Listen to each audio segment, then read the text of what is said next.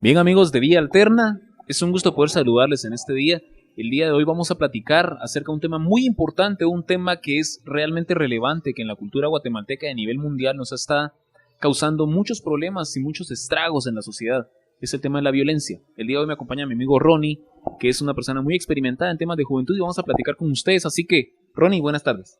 Buenas tardes, igual a todos que nos ven a través de su programa Vía Alterna. José, gracias por la invitación. Y sí, realmente es un tema que está afectando mucho aquí en Guatemala y sobre todo los jóvenes. Es preocupante que los jóvenes estén involucrados en este tema. Bueno, Ronnie, para entrar en materia, porque esto es de como la sopa, tomarla caliente, ¿no? Entonces, Ronnie, violencia, ¿qué entendemos por violencia? ¿A qué nos estamos refiriendo cuando hablamos de violencia? Claro, cuando en nuestra mente viene la palabra violencia, es un flagelo que recuerdo que quizás la última década, los últimos 12, 10 años se ha manifestado grandemente y ha proliferado dentro de la sociedad. Y da la curiosidad tomar en cuenta que en Guatemala casi el 60%, tú lo sabrás, el 60% más o menos estamos hablando de jóvenes entre los 14 a 30 años, 28 años, por ahí entramos todavía, creo yo. Sí, sí. Es una juventud, son números bastante grandes de la juventud acá en Guatemala. ¿Y qué es lo que pasa? Que ya entrando en tema de violencia y delincuencia en la juventud, nos damos cuenta que a través de ese tiempo que te decía que han habido y se han organizado muchas asociaciones ilícitas. ¿Y qué son asociaciones ilícitas? Estamos hablando de pandillas, estamos hablando de las famosas maras, por ahí nos miran en otros países. Acá en Guatemala típicamente está tipificado el tema como asociaciones ilícitas. ¿Y por qué ilícitas? Porque la palabra ilícito quiere decir algo totalmente delictivo, contrario a la ley, fuera de la ley. Y el dato curioso es precisamente que este grupo, estas asociaciones están liderando jóvenes entre los 14 a los 17 años. Pero hemos tenido casos que hemos tenido niños, yo le llamo niños de 12, 11 hasta 13 años. Entonces realmente tenemos una Guatemala, y no solo en Guatemala, sino que también en Latinoamérica, con una población grande de jóvenes. Pero lo preocupante es eso, que dentro de esas asociaciones ilícitas hay jóvenes inmersos. Muy bien.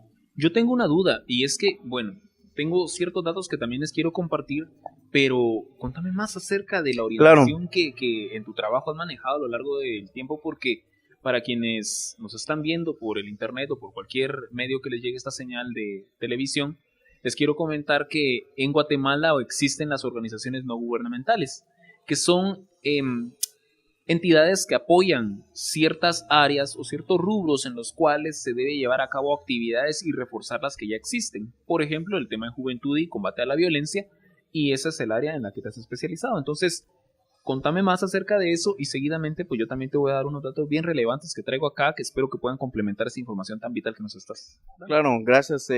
A Dios gracias, Dios es el que nos coloca a unas instituciones, ¿verdad? Ya he tenido la oportunidad de trabajar esos temas de adolescentes en conflicto con la ley penal y algunos temas relacionados también a jóvenes. Ya directamente en el tema, pues vemos de primero cómo está el contexto nacional, ¿verdad? Nos ubicamos en lo que pretendía hablar al principio. Estamos teniendo asociaciones ilícitas, jóvenes entre 14 a 17 años. ¿El por qué? La pregunta acá es el por qué tenemos esto, ¿verdad? Ubicándonos también en el contexto nacional, sabemos de que hay instituciones, como bien lo decías, José, hay ONGs, hay cooperaciones internacionales, el mismo Estado tiene algunas secretarías, tiene algunos consejos que abordan el tema de delincuencia juvenil, hay instituciones que hablan sobre justicia penal juvenil también, tanto nacionales, internacionales, privadas, no privadas, etcétera. O sea, hay gente que está haciendo algo en el tema, ¿verdad? Pero igual hay leyes, tenemos tratados internacionales, tenemos la ley PINA, que es la Ley de Protección Integral de Niñez y Adolescencia, que habla precisamente sobre cómo proteger a adolescentes en conflicto con la ley penal, proteger y llevar procesos de acuerdo para no vulnerar sus derechos. Y también nos habla un apartado de esta ley sobre niños que en un momento dado están sin hogar, están desprotegidos, etcétera. Entonces es una ley íntegra que protege a los niños y adolescentes y sobre todo también de tal manera de no vulnerar sus derechos. ¿Por qué hablando de derechos? ¿Por qué hablando de todo esto? Tenemos leyes internacionales, tenemos leyes nacionales, tenemos una serie de instituciones. Entonces, primeramente, amigos que nos ven a través de su programa, vemos cómo está el contexto nacional, ¿verdad? No podemos hablar de juventud y violencia sin ver el contexto nacional. Por ahí tienes unas estadísticas que nos vamos a tocar y creo que ahorita nos enfoquemos en eso, ¿verdad? ¿Cuál es el contexto ahorita? Que hay asociaciones ilícitas operando en Guatemala, hay instituciones que de una u otra manera están haciendo algo para prevenir y erradicar esos temas, Pero para entrar ya en materia, nos hemos dado cuenta, realmente he tenido la oportunidad de conocer a jóvenes que han estado involucrados en esos temas, algunas expedientes de algunas situaciones, y me doy cuenta que es terrible realmente. ¿Por qué la palabra terrible? Porque la mayoría de esos jóvenes están entre los 14 y 13 años. Y muchos de ellos ya están condenados. José, les comento acá también a los compañeros de que muchos de ellos están condenados, están porque cometieron algún hechos violentos, hechos ilícitos. Y hay instituciones que privan de libertad precisamente a estos jóvenes, a estos adolescentes, y obviamente están sujetos a procesos, etcétera. Pero hoy quisiera hablar un poco de que el por qué. Quisiera entrar en materia. La experiencia que hemos tenido un poco conociendo a los jóvenes, expedientes, etcétera, nos damos cuenta de que la mayoría viene de familias disfuncionales. ¿Por qué familias disfuncionales? ¿Qué te referís cuando decís familias disfuncionales? Exacto, por ahí suena la palabra disfuncional. Si hablamos de disfuncional quiere decir que hay función, y disfunción quiere decir algo sin, ¿verdad? Y fíjate que... Podríamos decirlo así, las que funcionan de acuerdo con un orden lógico preestablecido y las que no tienen esa función. Podríamos decirle el otro sinónimo, hogares desintegrados y ese tipo de cuestiones. Exacto, podríamos decir, sugiere ese término disfuncional.